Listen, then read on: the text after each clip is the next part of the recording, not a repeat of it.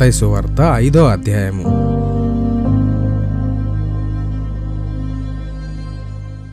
యేసు ప్రజాసమూహాల్ని చూసి ఒక కొండ మీదకి వెళ్ళి కూర్చున్నాడు. ఆ తరువాత ఆయన శిష్యులు ఆయన దగ్గరకు వెళ్ళారు. యేసు ఈ విధంగా ఉపదేశించడం మొదలుపెట్టాడు. ఆధ్యాత్మికంగా దీనులుగా ఉన్నవాళ్ళదే దేవుని రాజ్యం, కనుక వాళ్ళు ధన్యులు. దుఃఖించే వాళ్లను దేవుడు ఓదారుస్తాడు, కనుక వాళ్ళు ధన్యులు. నెమ్మది స్వభావం కలవాళ్ళు భూలోకానికి వారసులవుతారు, కనుక వాళ్ళు ధన్యులు. అన్నిటికన్నా నీతి విషయమై ప్రయాసపడే వాళ్లకు ప్రతిఫలం దొరుకుతుంది, కనుక వాళ్ళు ధన్యులు. దయగల వాళ్లకు దేవుని దయ దొరుకుతుంది, కనుక వాళ్ళు ధన్యులు. శుద్ధ హృదయం కలవాళ్ళు దేవుణ్ణి చూస్తారు, కనుక వాళ్ళు ధన్యులు. శాంతి స్థాపకుల్ని దేవుడు తన కుమారులుగా పరిగణిస్తాడు, కనుక శాంతి స్థాపకులు ధన్యులు. నీతి కోసం హింసల్ని అనుభవించిన వాళ్లదే దేవుని రాజ్యం, కనుక వాళ్ళు ధన్యులు. నా కారణంగా ప్రజలు మిమ్మల్ని అవమానిస్తే, లేక హింసిస్తే, లేక అన్యాయంగా చెడు మాటలు పలికితే మీకు పరలోకంలో గొప్ప బహుమతి లభిస్తుంది, కనుక మీరు ధన్యులు. ఆనందించండి. వాళ్ళు మిమ్మల్ని హింసించినట్లే మీకన్నా ముందున్న ప్రవక్తల్ని కూడా హింసించారు. మీరు ఈ ప్రపంచానికి ఉప్పు లాంటి వాళ్ళు. కానీ ఉప్పు దాని సారం కోల్పోతే మళ్ళీ దాన్ని ఉప్పుగా ఎలా చేయగలం? అది దేనికి పనికి రాకుండా పోతుంది. అంతేకాక దాన్ని పారేయాల్సి వస్తుంది. ప్రజలు దాన్ని తొక్కుతూ నడుస్తారు. మీరు ప్రపంచానికి వెలుగులాంటి వాళ్ళు. కొండ మీద ఉన్న పట్టణాన్ని మరుగు చేయటం అసంభవం. దీపాన్ని వెలిగించి ఎవరు గంప కింద దాచి ఉంచరు. దానికి మారుగా దాన్ని వెలిగించి మొక్కాలి పీటపై ఉంచుతారు.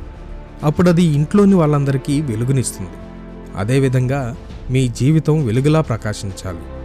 అప్పుడు ఇతరులు మీరు చేస్తున్న మంచి పనులు చూసి పరలోకంలో ఉన్న మీ తండ్రిని స్తుతిస్తారు. నేను ధర్మశాస్త్రాన్ని కానీ ప్రవక్తల వచనాలను కానీ రద్దు చేయడానికి వచ్చానని అనుకోవద్దు. నేను వాటిని రద్దు చేయడానికి రాలేదు, వాటిని పూర్తి చేయడానికి వచ్చాను. ఇది సత్యం. భూమి ఆకాశం గడిచిపోయే లోపల అన్ని సంగతులు ధర్మశాస్త్రంలోని చిన్న అక్షరం పొల్లుతో సహా నెరవేరుతాయి. ఒక చిన్న ఆజ్ఞనైనా సరే రద్దు చేసిన వాడును, తనలాగే చేయమని బోధించిన వాడును దేవుని రాజ్యంలో తక్కువవాడుగా ఎంచబడతాడు. కానీ ఈ ఆజ్ఞల్ని అనుసరిస్తూ వాటిని బోధించిన వాడు దేవుని రాజ్యంలో గొప్పవానిగా ఎంచబడతాడు.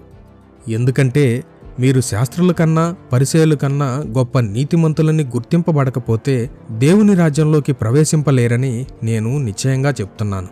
పూర్వంలో హత్య చేయరాదు, హత్య చేసిన వానికి శిక్ష పడుతుంది అని ప్రజలకు చెప్పటం మీరు విన్నారు. కానీ నేను చెప్పేదేంటంటే, తన సోదరునిపై కోపగించిన ప్రతి వ్యక్తి శిక్షింపబడతాడు. తన సోదరుణ్ణి పనికిమాలినవాడా అన్న ప్రతి వ్యక్తి మహాసభకు సమాధానం చెప్పవలసి ఉంటుంది.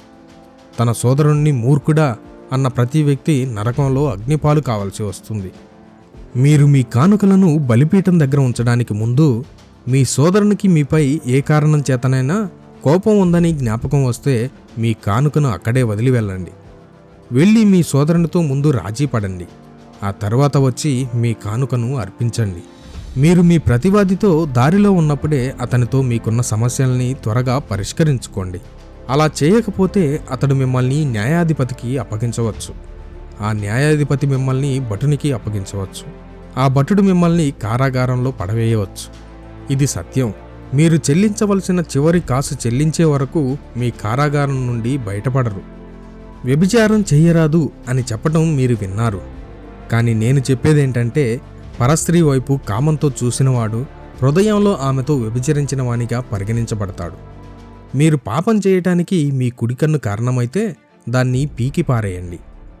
మీ శరీరమంతా నరకంలో పడటం కన్నా మీ శరీరంలోని ఒక అవయవం పోగొట్టుకోవటం మంచిది. మీరు పాపం చేయటానికి మీ కుడి చేయి కారణమైతే దాన్ని నరికి పారేయండి. మీ శరీరమంతా నరకంలో పడటం కన్నా మీ శరీరంలోని ఒక అవయవం పోగొట్టుకోవడం మంచిది. తన భార్యకు విడాకులివ్వదలిచిన వ్యక్తి ఆమెకు విడాకుల పత్రం ఇవ్వాలి అని చెప్పేవాళ్ళు. కానీ నేను చెప్పేదేంటంటే, భార్య మీద వ్యభిచార కారణం లేకుండా భర్త ఆమెకు విడాకులిస్తే ఆమె వ్యభిచారిణిగా పరిగణింపబడటానికి అతడు కారణమవుతాడు. అలా విడాకులు పొందిన స్త్రీని వివాహమాడినవాడు వ్యభిచారిగా పరిగణించబడతాడు.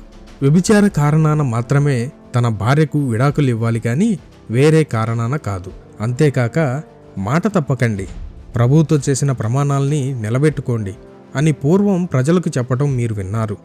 కానీ నేను చెప్పేదేంటంటే, మీరు దేని మీద ప్రమాణం చేయకండి. ఆకాశం దేవుని సింహాసనం కనుక ఆకాశం మీద ప్రమాణం చేయకండి.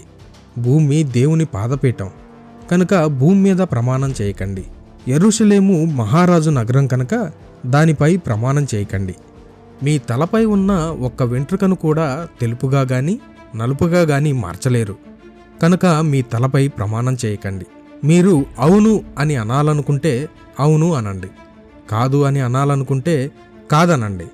మరే విధమైన ప్రమాణం మీ నుండి వచ్చినా దానికి కారణం ఆ సైతానే. కంటికి కన్ను పంటికి పన్ను ఊడదీయాలి అని అనడం మీరు విన్నారు. కానీ నేను చెప్పేదేంటంటే, దుష్టుల్ని ఆపడానికి ప్రయత్నించకండి. మిమ్మల్ని ఎవరైనా కుడి చెంప మీద కొడితే మీ రెండవ చెంప కూడా అతనికి చూపించండి.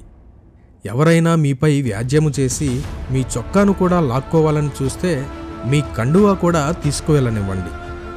ఎవరైనా మిమ్మల్ని తమతో మైలు దూరం రమ్మని బలవంతం చేస్తే అతనితో 2 మైళ్ళు దూరం వెళ్ళండి. అడిగిన వాళ్లకు ఇవ్వండి. మీ దగ్గర అప్పు పుచ్చుకోవాలని అనుకుని వచ్చిన వాళ్లతో లేదనకండి. పొరుగింటి వాణ్ణి ప్రేమించండి, శత్రువును ద్వేషించండి అని చెప్పటం మీరు విన్నారు. కానీ నేను చెప్పేదేంటంటే, మీ శత్రువుల్ని ప్రేమించండి. మిమ్మల్ని హింసించిన వాళ్ళ కోసం దేవుణ్ణి ప్రార్థించండి. అప్పుడు మీరు పరలోకంలో ఉన్న మీ తండ్రికి బిడ్డలవుతారు. ఎందుకంటే దేవుడు చెడ్డవాళ్ల కోసం మంచివాళ్ల కోసం సూర్యోదయం కలిగిస్తాడు.